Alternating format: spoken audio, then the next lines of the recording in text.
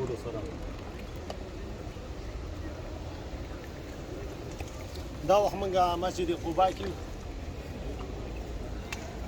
دا د مسجد قبا د دننه منظر دی هغه جومات چېرته چې 2 رکعته لمونځ کول د عمرې برابر ثواب لري نبی علیه السلام اول هجرت چوک دې ځای ته راغلی دا جومات یې جوړ کړی دا د ټول نه بهترین جومات دی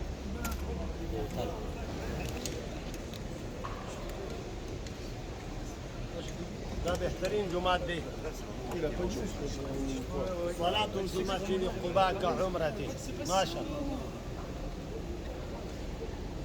الله دا د زمزم اوبه دي